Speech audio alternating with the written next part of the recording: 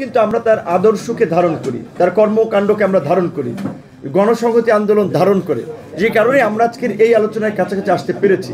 কারণ গণ অভ্যুত্থান, যেটা কাইয়ুম ভাই বলেছিল যে 69-এর গণ অভ্যুত্থানের পরে 70-এর নির্বাচন কিংবা তার পরবর্তী লিডারশিপ যে কোনো কারণে হোক, মাওলানা ভাসানীর যারা অনুসারী ছিলেন কিংবা যারা সে সময় তার আশপাশে ছিলেন, সেটা রাজনৈতিক সিদ্ধান্ত হোক কিংবা বাস্তবিক যে কোনো অর্থেই হোক, 69-এর গণ অভ্যুত্থানে মাওলানা ভাসানীর শিষ্যদের কিংবা তার রাজনৈতিক সহকর্মীদের একটা গুরুত্বপূর্ণ ভূমিকা, এবং আসাদের মৃত্যুকে কেন্দ্র করে আমরা যেমন 24-এর প্রকৃত অর্থে আবু সাঈদের, এটা একটা আইকনিক, আমাদের এই আন্দোলনের একটা আইকনিক ফিগার। আবু সাঈদের মৃত্যুটা আমাদের সবাইকে একটু ভিন্নভাবে নাড়া দিয়েছিল, কিংবা মুগ্ধর মৃত্যু, যে কয়েকটি মৃত্যু হয়েছে প্রায় 2000, সব মৃত্যুই আমাদের জন্য বেদনাদায়ক।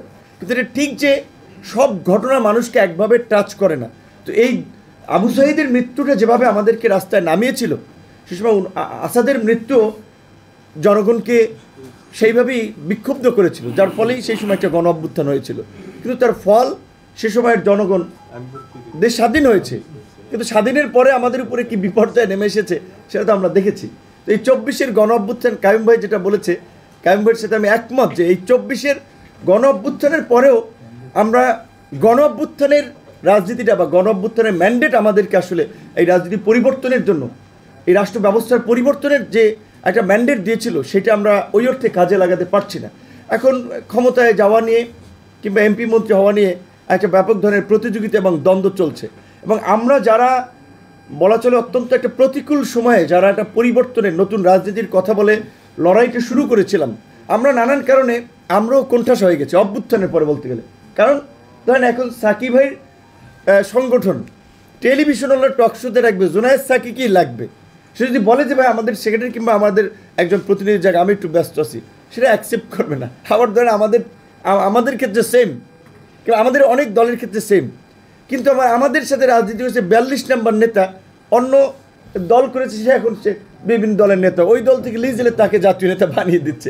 এখন তাহলে আমরা বলছিল অভ্যুত্থানের পরে কিন্তু বৈষম্যের বিরুদ্ধে আন্দোলন করে আসলে আমরা নানানভাবে বৈষম্যের শিকার হচ্ছে এখন, যে আমরা যে পরিবর্তনটা করতে চাই সেখানে আমাদের যে জোরালো ভয়েসটা দরকার আমরা এখন পারছি না নানান কারণে। কারণ এই শেখ হাসিনার ফ্যাসিবাদের সময়ে এখানে আমাদের এই ছাত্র আন্দোলন থেকে সৈকত ভাই সহ ছাত্র নেতাদের, যেহেতু আমি ছাত্র রাজনীতি উঠে এসেছি চিনি, যে তারা সব গুটি কয়েক মানুষ সে সময় ওই টিএসসিতে রাজু ভাস্কর একেবারেই গোনা যেত, এই 15-20 জন, 20-25 জন, 35-40 জন, এরকম কিছু মানুষ আমরা লড়াই করেছিলাম। এই যে 4টা বিশ্ববিদ্যালয়ের ছাত্র সংসদ নির্বাচন হয়েছে, পরিস্থিতি দেখেছেন। তো আমাদের এই যে ছাত্ররা, যাদেরকে নিয়ে কাইয়ুম ভাই শুধু অভ্যুত্থানের মানে ছাত্রদের কথা একটু বলার চেষ্টা করেছেন, যে তাদের প্রতি যে এক্সপেকটেশন ছিল, তাদের কাছে মানুষ যেটা আশা করেছিল, নানান কারণে তারা সেটা দিতে পারে নাই।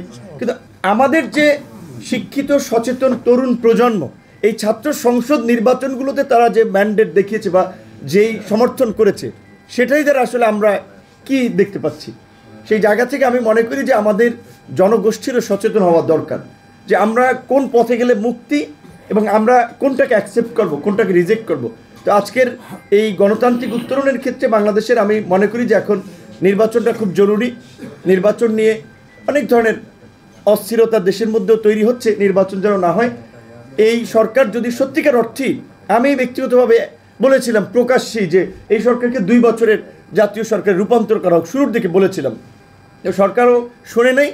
তো আর সরকারের এই 15 মাসের মাথায় যেই পরিস্থিতি তারা তৈরি করেছে, দেখেন এখন সবচেয়ে সরকারের পীড়িতের লোক যাদেরকে বলা চলে ওই মমতাজের গানের মতো যে কই মাছ ভাইজা বন্ধুরে খাওয়াইছিলাম কত, তো যাদেরকে আমলাতন্ত্রের ভাগ বাটোয়ারা থেকে শুরু করে সরকারের সমস্ত কর্মকাণ্ডের অংশীদারিত্ব দিল, বিএনপি বলেন, জামাত বলেন, এনসিপি বলেন, এই 3 দলে কিন্তু এখন সরকার নিরপেক্ষতা নিয়ে প্রশ্ন তুলছে। জামাতের সিনিয়র লিডার তো পরিষ্কারভাবেই 3 জন উপদেষ্টার নাম মেনশন করে বলছে, বিএনপির পক্ষ থেকে বলা হয়েছে, এনসিপির পক্ষ থেকে বলা হয়েছে।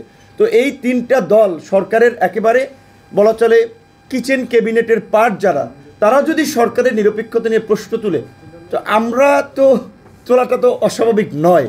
তো আমি জানি না যে এই সরকারের অধীনে আসলে একটা নির্বাচন শেষ পর্যন্ত হওয়া সম্ভব কিনা। কারণ আজকে বিভিন্ন পত্রপত্রিকা দেখতেছি, এমনকি সরকার সরকার উপদেষ্টারা কোনো দলের আগামীতে যারা আপকামিং পাওয়ার পার্টি তাদের কাছ থেকে সিট নিয়ে সমঝোতা করে কোনো দলকে এমপি বানানোর জন্য, মন্ত্রী বানানোর জন্য দায়িত্বটা সরকার নিয়ে নিছে। তাহলে এই সরকারের উপরে আস্থা রেখে আসলে আমরা একটা ফেয়ার নির্বাচনের প্রত্যাশা করতে পারি কিনা আমি বুঝতেছি না। এখন আমরা যদি কারোর সাথে রাজনৈতিক জোট করি সেটা একটা ভিন্ন বিষয়, কিন্তু সরকারের আচরণটা তো নিরপেক্ষ হওয়া দরকার। সরকারের আচরণ আমরা সেটা দেখতেছি না। আমি সিনিয়র নেতৃবৃন্দ তারা বলুক, আমি যেটা বলছি মান্না ভাই, সাকিব ভাই, সাইফুল হক ভাইরা আছে, তারা আমরা যেভাবে ফ্যাসিবাদের বিরুদ্ধে আন্দোলন করেছি এই পরিস্থিতিতেও যদি তারা নতুনভাবে কোনো উদ্যোগ নেয়, কোনো বিষয়ে আমাদের সমর্থন চায়, আমরা সেটা দেব। আমরা ইনফর্মালি অনেক আলাপ আলোচনা করি।